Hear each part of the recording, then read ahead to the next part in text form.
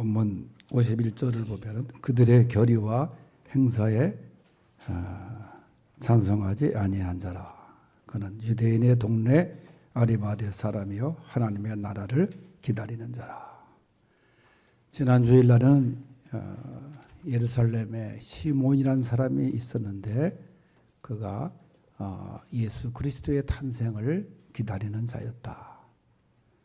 오늘도 역시 기다리는 사람인데 그 이름이 요셉이고 예루살렘이 아니 아리마대 사람이다. 그리고 그는 하나님의 나라를 기다리는 사람이었다. 그랬습니다. 이 대림절은 기다림의 절기인데 그래서 오늘 대림절 두 번째 주일을 맞이해서 하나님의 나라를 기다리는 자라는 제목으로 말씀을 드립니다. 하나님의 나라를 기다린다. 이미 오신 주님, 이제 우리 오실 주님을 우리는 기다리는 그런 입장에 있는데 이 본문에 등장하는 아리마대 출신 요셉이란 사람, 역시 요셉이란 이름도 굉장히 귀한 이름이죠. 그 유명한 창세기에 나오는 꿈의 사람 요셉도 있고 또 무엇보다 예수님의 육신의 아버지 요셉도 있습니다. 그런데 오늘은 아리마대 출신 요셉이라고 소개하지만은 마태복음에서는 이 말 대신에 그는 예수님의 제자였다 그렇게 소개를 합니다. 예수님의 제자, 그러니까 오신 예수님을 따르는 제자. 이 복음서에는 다 이 아리마대 사람 요셉을 이렇게 예수님의 가르치심을 따르는 그런 사람이었다. 공통되게 말씀하고 있습니다. 그리고 역시 시므온처럼 요셉도 메시아에 대한 소망을 굳게 확신했던 사람입니다. 이스라엘 나라가 절망과 비탄 가운데 빠져 있는 상황 속에서 그 약속에 대한 믿음을 잃지 않고 정말 하나님의 나라를 기다리는 그런 경건한 사람이었습니다. 사실 요셉이라는 위치에 있는 입장이라면 뭐 사람이나 물질이나 또 세상적인 것을 기다릴 텐데 그는 오직 하나님의 나라를 기다리는 믿음의 사람이었다. 하나님의 나라를. 사실 그가 누렸던 그 당시의 그 위치는 대단했습니다. 사내들인 회의라고 해서 우리나라 현재 국회의원, 지금 쌈박질만 하는 그 국회의원보다도 훨씬 고난이 많고 명예스럽고 영광스럽고 하는 그 위치에 의회가 당시에 사내들인 의회였었는데 거기에 소속된 의원이었어요. 그리고 요셉이라는 사람을 얘기할 때 다른 성경에서는 부자였다 그랬어요. 부자였고 권력도 있고 종교적으로도 말이죠. 신앙적으로도 얼마나 대단한 사람입니까? 그런데도 불구하고 세상에서 누릴 것을 누리고 살았던 사람인데 이 세상보다는 하나님의 나라를 더 기다리고 사모했다. 여러분, 세상은 잠깐 아닙니까? 영원하지가 못하지 않습니까? 또 불안정하고 가치가 또 상황에 따라서 바뀌는 세상. 이 세상이라는 것은 말이죠. 잠시. 그러나 하나님의 나라는 완전한 곳이에요. 거기는 불완전한 곳이 없습니다. 하나님 나라는 우리에게 주는 하나님의 선물이고 기업 아닙니까? 거기에 무슨 걱정이 있고 근심이 있고 불안이 있고 아픔이 있고 죽음이 있겠어요? 오직 성경에 보면은 하나님의 나라는 의와 평강과 기쁨과 영생이 있을 뿐이다. 그래서 우리가 하나님 나라를 소망하고 또 기다리는 것이 아닙니까? 예수님도 너희는 먼저 그의 나라와 그의 의를 구하라. 그의 나라와 그의 의를 먼저. 그러니까 우리가 먼저 구할 것이 있는데 하나님 나라, 그다음에 그의 의를 구하라. 그러면 이 모든 것을 너희에게 도와시리라 말씀했어요. 오늘 본문에 등장하는 아리마대 요셉은 하나님 나라를 기다리면서 끝까지 변함없이 예수님을 따랐던 믿음의 사람이었습니다. 대림절을 맞이하면서 우리가 이 아리마대 요셉의 기다림의 또 귀한 모습을 생각하면서 그는 어떤 사람이었는가 오늘 말씀에 있는 그대로 생각을 해보는데, 첫째가 뭐냐? 오늘 아리마대 사람 요셉을 얘기할 때 50절에 선하고 의로운 사람이었다 그렇게 말해요. 50절에 공의의원으로 선하고 의로운 요셉이라는 사람이 있었다 그렇게 얘기를 해요. 성경이 그를 소개하는 첫 번째 한마디가 선하고 의로운 사람이었다 그렇게 얘기를 해요. 여러분, 이것처럼 사람을 표현하는 좋은 표현이 어디 있어요? 참 선하고 의롭다. 그 사람 참 보면 재수가 없어. 보기 싫어. 그 사람 참 보면 피곤해. 그 사람 왜 그렇게 이기주의야? 속과 그것이 달라. 그런 말을 흔히 듣고 사용하지 않습니까? 그런데 아리마대 사람에 대한 평가를 사람들은, 아니 오늘 성경이 평가하는 게 뭐예요? 선하고 의로운 사람이었다. 선하다는 말은 좋은 땅, 좋은 인물이라는 뜻을 지니고 있는 말입니다. 그러나 아예 좋은 땅, 아직 근본적으로 참 선했어요. 착했어요. 그의 인품이 그랬습니다. 더군다나 그가 말씀드린 대로 의회 의원입니다. 지금 우리나라 국회의원 중에 선하고 의로운 사람 누가 있어요? 찾아볼래요? 찾아볼 수가 없을 정도로 지금 그렇지 않습니까? 그런데 아리마대 사람 요셉은 국회의원이면서 정말 선하고 의로운 사람이었다. 정의로운 사람이었다는 거예요. 그가 농촌에서 농사 지으면서 인구도 얼마 없는 데서 살면서 그렇게 사는 것, 그것도 사실은 쉽지는 않죠. 그러나 정치를 하면서 선하고 의롭게 살았다는 것이 참으로 대단한 사람 아닙니까? 그렇다고 해서 그에 있는 부가 어떤 불의를 행해서 얻은 재산도 아닙니다. 그는 성실하게 부를 모은 사람이에요. 여러분, 선하고 의로운 요셉들이 이 대림절 기간에 그 주님의 기다림 속에 참여하게 되는 거예요. 정말 공의 의원으로 선하고 의로운 요셉이란 사람, 정말 박수를 보내고 싶은 그의 삶의 모습 아닙니까?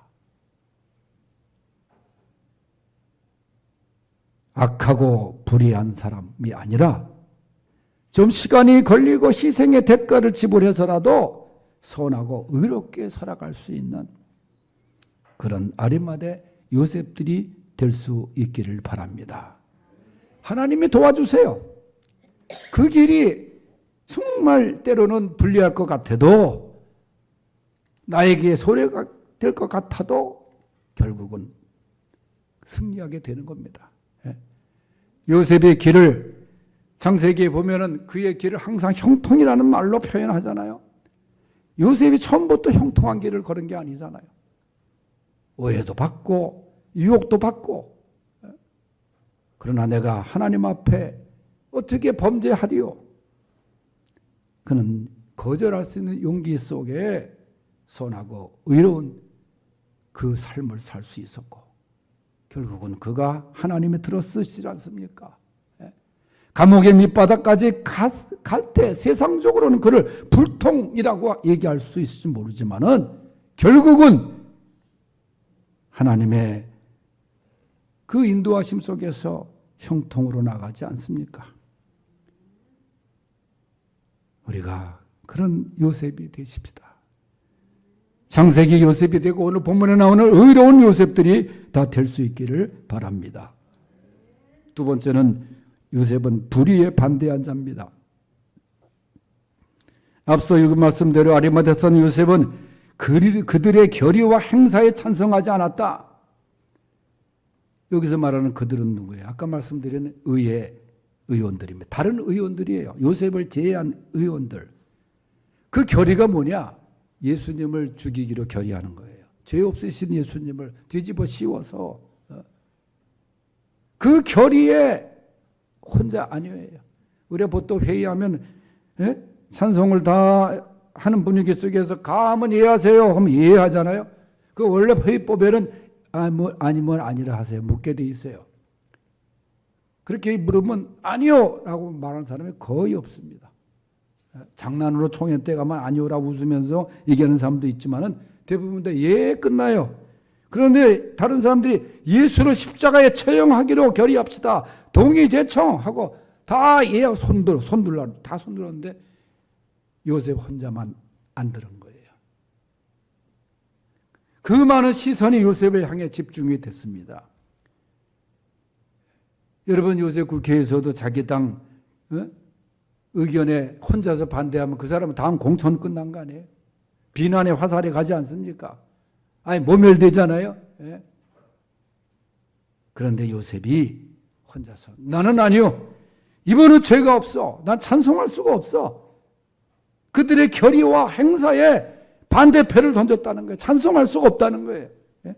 여러분 사실 이 정의라는 것은 다수결로 결정되는 게 아니에요.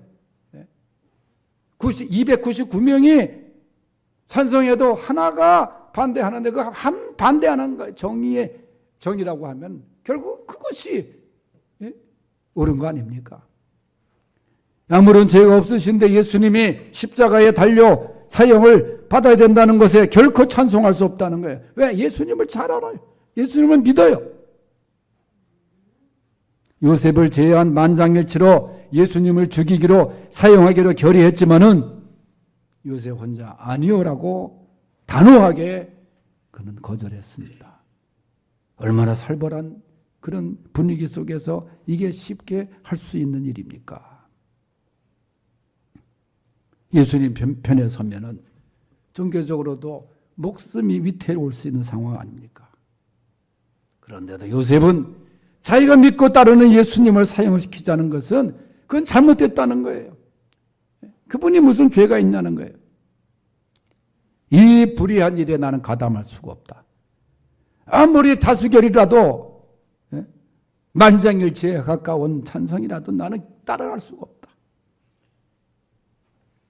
말씀드렸지만 백성들로부터 존경받는 공의 의원이었어요. 그리고 부유한 사람이었어요. 이 결의에 찬성하지 않으면 그는 부와 권력을 한순간에 이룰 수도 있는 사람이었습니다. 그런데도 불구하고 나는 그 불의한 일에 가담할 수가 없다.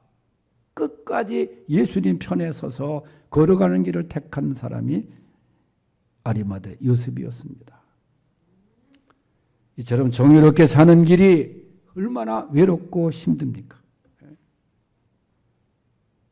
찬송가 586장 2절에 보면 고상하고 아름답다 진리 편에 서는 일, 진리 위에 억압받고 명예 이익 이뤄도 비겁한 자 물러가고 용감한 자 굳세게 낙심한 자 돌아오는 그날까지 서리라.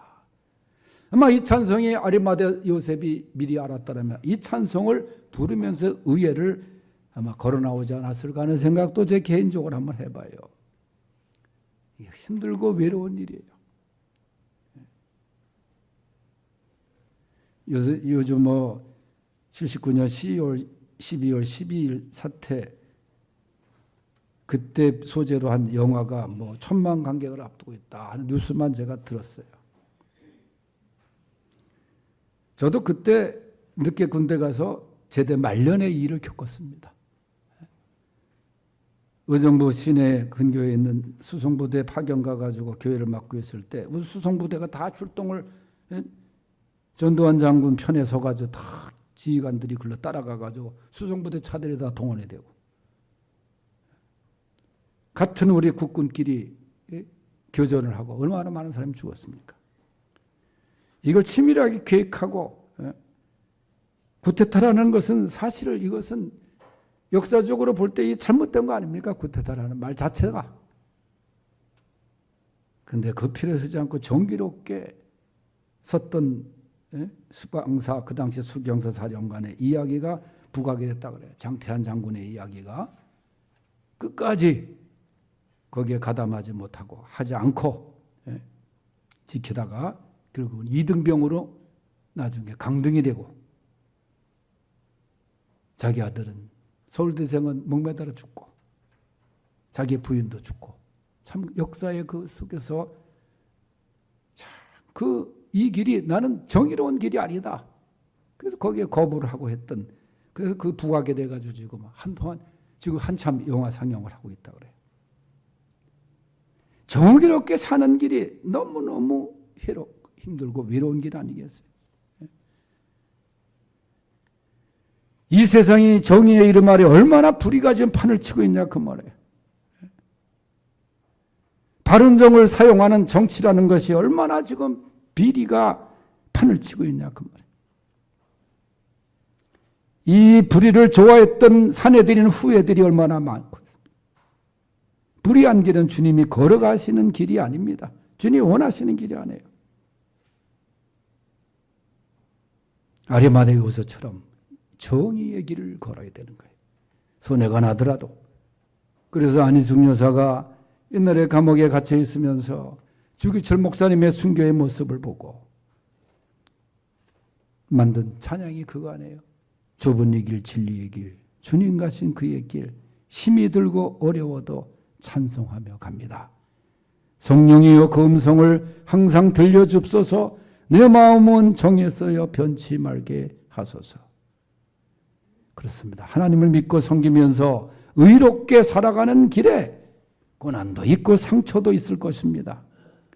그러나 어떤 경우에라도 주님 편에 서서 걸어가야 됩니다. 주님께 매달리고 가까이 해야 됩니다. 아리마대 요새처럼. 그래서 항상 의롭게 하나님 나라를 사모하는 성도들이 되시기를 바랍니다. 세 번째는 주님을 위하여 끝까지 헌신한 자입니다. 52절에서 53절 보면은 그가 빌라도에게 가서 예수의 시체를 달라 하여 이를 내려 세마포로 싸고 아직 사람을 장사한 일이 없는 바위에 판 무덤에 넣어두었다. 여러분, 이 아리마대 요셉이 아무리 국회의원이라고 해도 당시 주둔군의 총독이었던 빌라도에게 가가지고 저 십자가에 달려있는 예수님의 시체를 주시오. 이게 상당히 위험스러운 일입니다.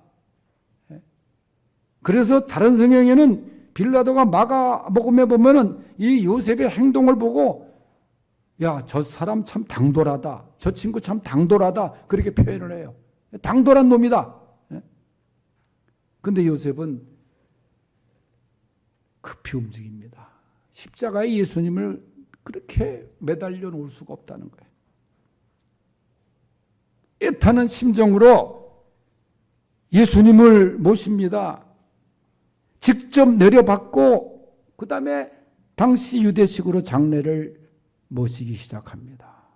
세마포로 시신을 감는 것은 전통적인 시신 처리 방법인데 아마 세마포로 싸기 전에 깨끗이 모셨을 거예요. 그리고 성경에 있는 대로 아직 사람을 장사한 일이 없는 바위에 판 무덤에 예수님을 모셨습니다. 아주 고급스러운 무덤이에요. 이 무덤은 성경에 있는 말씀 그대로 보면은 자신과 가족을 위한 가족 무덤으로 미리 사둔 거예요. 조성한 거예요. 그의 위치상 동산 무덤인데 그 무덤을, 그 비싼 무덤을, 그 좋은 무덤을 예수님을 위해 아낌없이 그리고 기쁨으로 그 가족묘를 드렸던 거예요. 예? 예수님께 기쁨으로 드렸던 거예요. 얼마나 대단한 헌신입니까? 자기의 신분도 그럴 수 없는 건데 무릅쓰고 자신의 무덤을 또 드렸어요. 결정적인 순간에, 가장 필요한 순간에 주님을 위해서 나섰어요. 다른 사람 다 도망갔어요. 제자들 다 도망갔어요. 이불만 떠들고 그런 사람도 다 도망갔어요. 아리마대 요셉이 나타나가지고 그 일을 감당합니다. 그 이후에 보면은 그 다음에 갈릴리에서 온 여자들이 그 뒤를 따라서 그 무덤과 시체를 가서 보지 않습니까? 전혀 예상 밖의 사람이 이렇게 예수님의 장례를 치릅니다. 예수님의 제자들 다 어디 갔어요? 그 12명의 제자들 3년 동안 먹이고 재워주고 말씀 가르쳐주고 했던 그 제자들, 입으로만 떠들던 제자들 다 사라져 버렸어요. 그것도 욕하면서 부인하고 떠나지 않았습니까? 그런데 요셉이 끝까지 예수님을 모셨어요. 끝까지.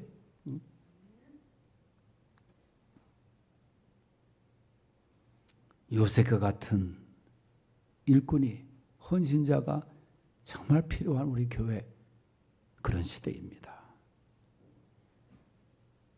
예수님을 위해서 용기를 내었던 요셉, 용기를 낼 수 없는, 행동할 수 없는 사람 아니에요. 따져보면.